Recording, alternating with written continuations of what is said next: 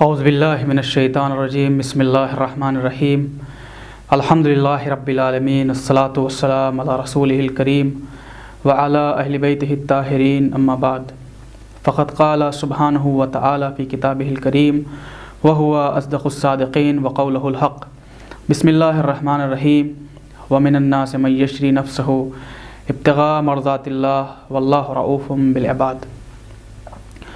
خداوند عالم اپنی پاک و پاکیزہ کتاب قرآن مجید میں یہ ارشاد فرما رہا ہے کہ بعض فداکار اور با ایمان بندے اپنی جان کو اللہ کی خوشنودی اور خوشی کے لیے پیش کرتے ہیں اور اللہ اپنے بندوں پر بڑا مہربان ہے۔ جیسا کہ آپ سب جانتے ہیں یہ ربیع الاول کا مہینہ چل رہا ہے، اسی کی مناسبت سے چند چیزیں آپ کے سامنے پیش کرنی ہیں۔ سب سے پہلے تو پہلی ربیع الاول کو مکہ مکرمہ میں ایک واقعہ پیش ہوا کہ جو تاریخ کے کتابوں میں سنہرے حروف سے مرقوم ہے۔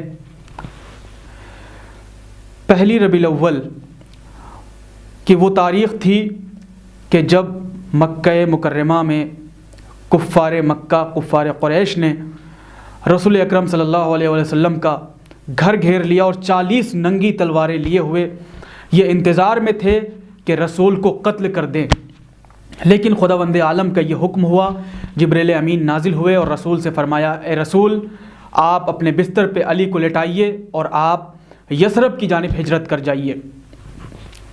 رسول اکرم نے اپنے بستر پہ علی کو لٹایا اور خود خاموشی سے گھر سے نکل گئے۔ یہ نقطہ اگر نظر میں رکھا جائے کہ خداوند عالم نے رسول کے بستر پہ علی کو لیٹنے کا حکم دیا اور علی کو رسول نے اپنے بستر پہ لٹایا، یعنی یہ بات دلالت کرتی ہے کہ کفار قریش علی سے خوف زدہ ہوا کرتے تھے اور ڈرتے تھے۔ اور یہی ہوا کہ جب صبح کفار قریش دیوار پھاند کے گھر میں داخل ہوئے اور جب دیکھا کہ علی بستر رسول پہ ہیں تو ان کی جرت نہیں ہوئی کہ علی کا ایک بال بھی بیکا کر سکیں۔ الغرض رسول اکرم صلی اللہ علیہ وسلم مکے کے ہی قریب میں ایک پہاڑ تھا، اس میں ایک غار تھی جس غار کا نام تھا ثور، سے واو رے ثور۔ رسول اکرم کے ساتھ چند افراد اور بھی تھے، جن میں سے ایک شخص تھا جس کا نام تھا ابو بکر کہ جس کے نام کے آگے لام لگتا ہے، جس کے نام کے بعد لام لگایا جاتا ہے۔ ہم سبھی شیعہ حیدر کرار 3 افراد ایسے ہیں خاص کر تاریخ میں جن کے نام کے بعد لام لگاتے ہیں، عمر، ابو بکر، عثمان، یہ تینوں کے بعد لام لگایا جاتا ہے عام طور سے۔ جو سمجھ گئے ہیں، جو نہیں سمجھے انشاءاللہ کمنٹ میں وہ ہم سے پوچھ سکتے ہیں۔ تو یہ تاریخ میں 2 ہی طریقے کے نام ملتے ہیں کہ جن کے نام کے بعد لام لگایا جاتا ہو یا جن کے نام کے بعد رے لگایا جاتا ہو۔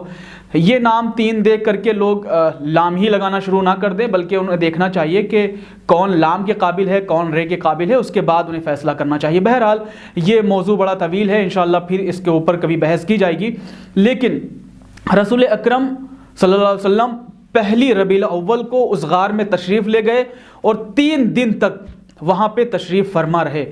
کفار قریش کو جب یہ معلوم ہوا کہ رسول گھر میں نہیں ہیں، ان کی تلاش میں باہر نکلے۔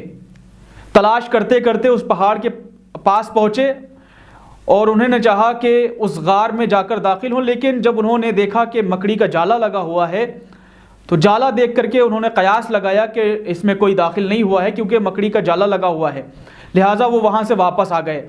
الغرض رسول 3 دن کے بعد وہاں سے نکلے یثرب کی جانب۔ یثرب سے قریب ایک قریہ تھا، وہاں پہ رکے اور علی کا انتظار کرنے لگے، کیونکہ رسول اکرم نے علی کو روکا تھا مکے میں تاکہ وہ ان کے امانات لوگوں تک پہنچا سکے کہ جو لوگوں نے رسول کے پاس رکھوائی تھی۔ مولا کائنات نے 2 دن کے اندر یا 3 دن کے اندر ان تمام چیزوں کو، ان تمام ذمہ داریوں کو نبھایا اور یثرب کی جانب ہجرت کر گئے۔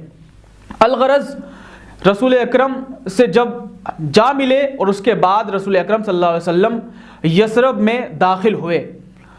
یثرب وہ شہر ہے کہ جسے آج کے زمانے میں مدینہ کہا جاتا ہے، مدینہ رسول کہا جاتا ہے۔